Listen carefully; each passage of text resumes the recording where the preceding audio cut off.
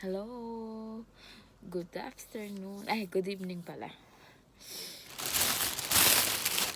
Kain tayo. Maaga akong lumabas. 5 o'clock. So, this is my food. Bumili ako dyan sa tabi namin sa baba. Sa Cafe de Coral restaurant siya. So, bumili ako. Isang set siya. Meron siyang kasamang drinks. Pinili ko hot milk tea kasi nga malamig. It's cold here in Macau na. Biglang nag-drop ang weather. So, ito yung binili ko. Super linaw na aking. I'm using my cell phone. I will show you. Open natin kung ano ba i-teach. Binili ko dyan sa restaurant sa baba. Hindi ko kasi makita yung tripod ko. So, pahirapan tayo sa pagbukas. I just put down my phone first. Buksan ko na. Nahirapan ako pagkaisa.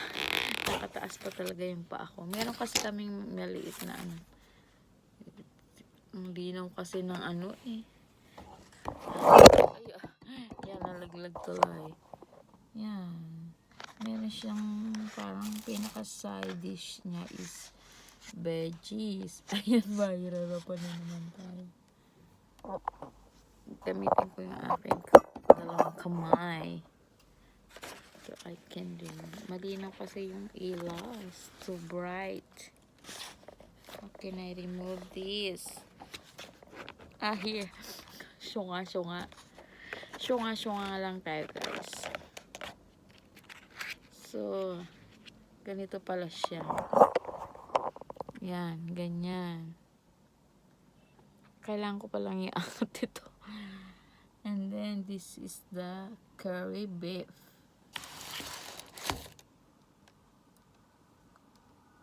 Ayan. Ito yung dinner ko ngayon. Sobrang linaw kasi ng ilaw. Alam niyo naman, cellphone lang ang gamit natin. So, let's start to eat. Okay. Walang chopstick. Walang tayong chopstick. Wala ako ng chopstick.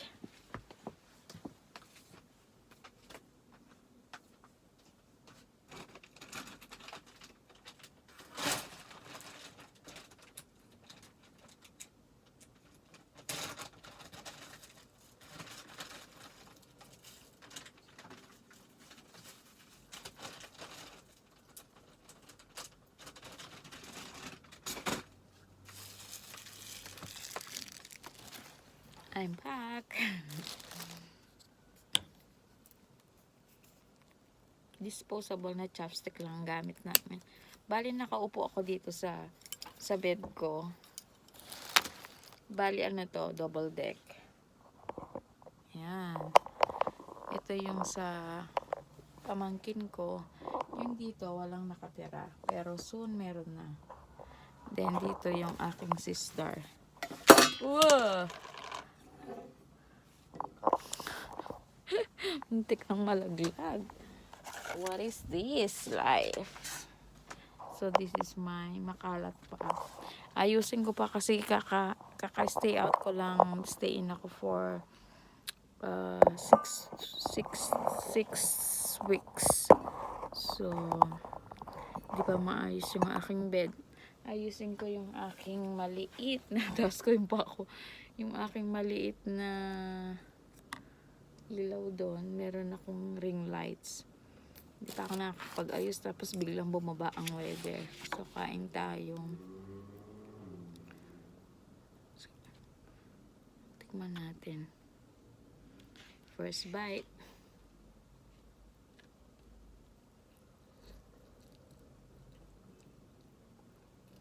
Ang lambot yung baka.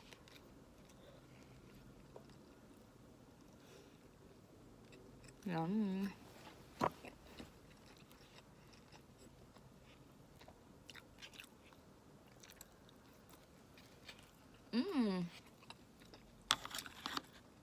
Madumi kayo siya.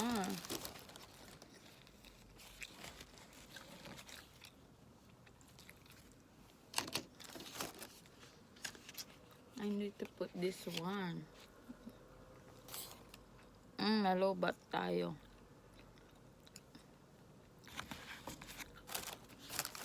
Buti na lang hindi ko siya ipinatong sa aking joggers.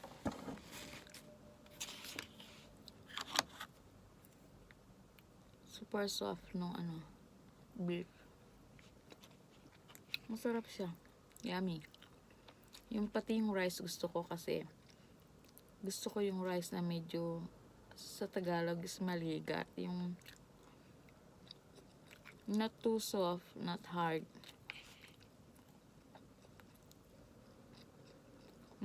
I like it. Mamaya ko na ako inom ng aking milk tea.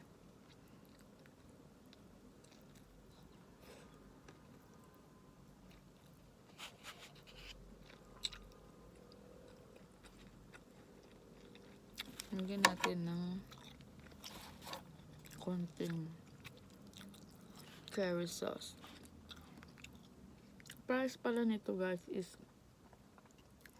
60, 63 lahat kasi may bayad nga yung plastic kahit naman dyan. So time is 6. 200 plus pala sa Pinas. Okay lang, di ko na inisip because I'm so hungry. Wala kasi, ang pinaka lunch ko lang kanina is yung noodles at saka 2 baw sa siubaw. So pikit mata na lang pag gutom ang mga ka-OFW natin dyan. You feel what I feel.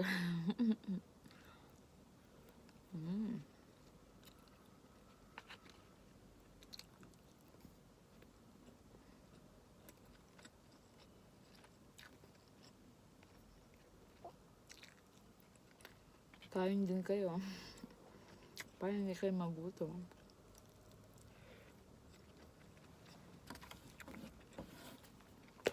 Diba siya? Tikman natin yung milk tea. Kailangan lagyan ng asukal.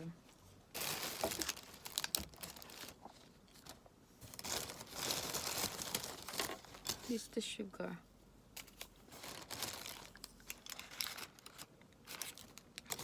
Nilagyan pa nila ng isang cover to make sure na hindi mag-leak yung milk tea nila.